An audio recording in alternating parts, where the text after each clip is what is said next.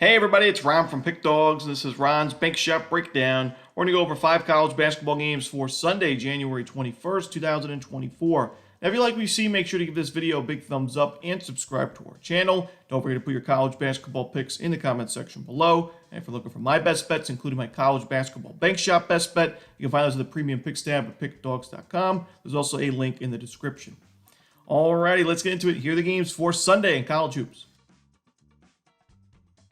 First up, it's Michigan State and Maryland. This one's going to be 12 p.m. Eastern. It's going to be on CBS.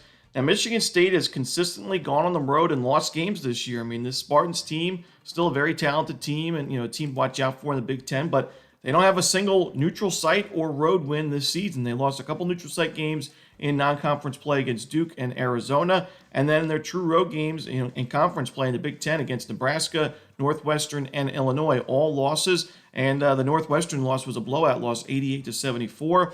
While Maryland may not be as strong a team as those other Big Ten losses that Michigan State had, I still think Maryland's a solid team, and they've competed at a higher level than I expected going into conference play. They already have 3 wins, including a nice upset victory over Illinois.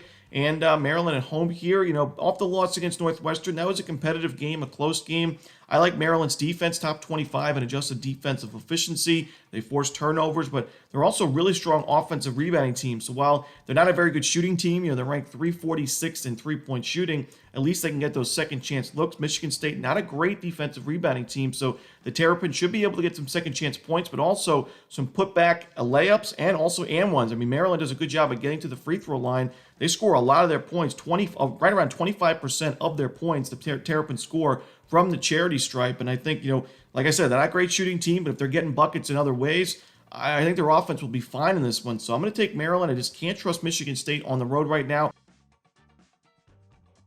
Next up, we stay in the Big Ten as Rutgers takes on Illinois. This one's going to be a 1 p.m. Eastern start time. It's going to be on the Big Ten Network. Similar to Michigan State, Rutgers has not played too well on the road this season. They do have one true road win. That was against Seton Hall in non-conference play.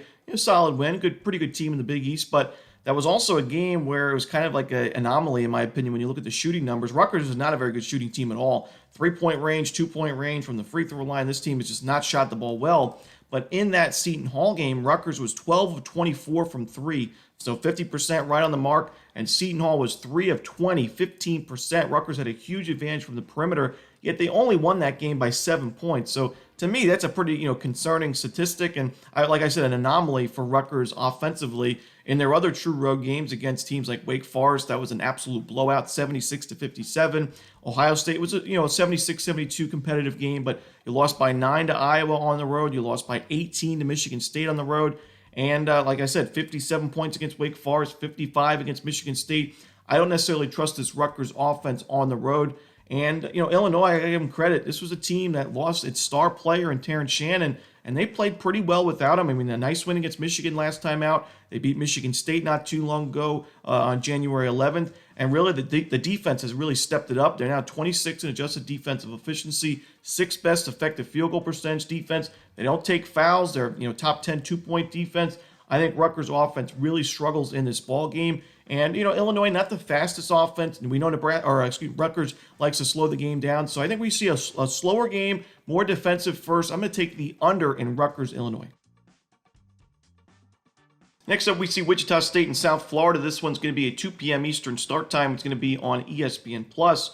I think the situation really favors Wichita State in this ball game. We're getting a really good price in this one because of the recent losing streak. They're on a 6-game losing streak, 0-4 conference play. While South Florida, they're coming off an upset win over Memphis, arguably the best team or second best team next to FAU in the conference. And I like both of these teams. I think they're both underrated, but I think because of the recent performances, we're getting an excellent price with Wichita State. This is a Shockers team that has played some tough teams in the last couple of matchups, Memphis and FAU, the 2 top teams in the conference. And while both of those games did not go Wichita State's way, and the Memphis game was a blowout loss in the end, we still saw Wichita State compete in the first half of both of those games. I mean, against FAU, Wichita State was up 17-4 at one point, and against Memphis, it was, I think, a 3-point game at halftime. It was a really close game at the beginning of that one. They kind of ran out of gas in the second half, but it still shows that they can compete with some of the better teams in the conference. Now you're playing South Florida. Clear letdown spot for the Bulls. I'm going to take Wichita State plus the points. I could see, USF winning this game, but I think the Shockers cover the number. Next up, we see Oregon and Utah in the Pac-12. This one's going to be 3 p.m. Eastern. It's going to be on ESPN. I got to fade Oregon again in this spot. We did so against Colorado on the road in Oregon's last game, and that was a nice win for the Buffs, 86-70. This is a tough spot for Oregon. Your second straight true road game, only 2 days off in between, playing a Utah team that really bounced back in a big way against Oregon State in their last game of 74-47 blowout win for the Utes. Utah plays really well at home. When you look at their losses this year, they have 5 of them. All those games were either true road games or neutral site games. Really tough to beat Utah at home, especially when a program like Oregon comes to town. And, especially when Utah lost to Oregon in both games in the regular season last year. So a revenge-minded team in Utah that's playing great basketball. I think they're the much better team in this matchup, and I don't trust Oregon on the road right now. So give me Utah. I'm going to lay the points at home. Next up, we see the final game we're to talk about for the Sunday card in college basketball. It's going to be Chattanooga and East Tennessee State. This one's going to be 3 p.m. Eastern. It's going to be on ESPN2 and ESPN+. I think the records in conference play for these two teams are very misleading, as Chattanooga is 3-2 in conference play. East Tennessee State is 1-4, but East Tennessee State, in my opinion, has played a much tougher schedule, not just in conference, but out of conference as well. I think they're much more battle-tested, and I do think they're the better team in this matchup. I like the Bucks to grab a win, a bounce-back win. They're on a 4-game losing streak, but look at the teams they played along the way. You can make the argument these are the top 4 teams other than Samford in this conference. UNC Greensboro, Western Carolina, Furman, and Wofford. And by the way, 3 of those 4 games were true road games, so really tough schedule for East Tennessee State. Now they play Chattanooga. Next game they play VMI, so some really winnable games coming up for East Tennessee State. They do a good job of taking care of the basketball. Like I said, they played the much tougher non-conference schedule, so they're battle-tested. They're a good offensive rebounding team. I think East Tennessee State is honestly the better team on both sides of the ball. When you look at Chattanooga, like I said, 3-2 in conference play, 11-7 in overall record, but their wins in conference play, VMI, Mercer, some of the weakest teams in the conference. They beat Furman, give them credit for that win. That was a blowout win, but it was also at home. And when we've seen Chattanooga on the road, like we saw towards the end of non-conference play, they lost to Auburn 101-66. Lost to Milwaukee on the road. That's not a great loss for a team like Chattanooga. Lost to Lipscomb and Morehead State as well. A double-digit loss to Lipscomb along the way.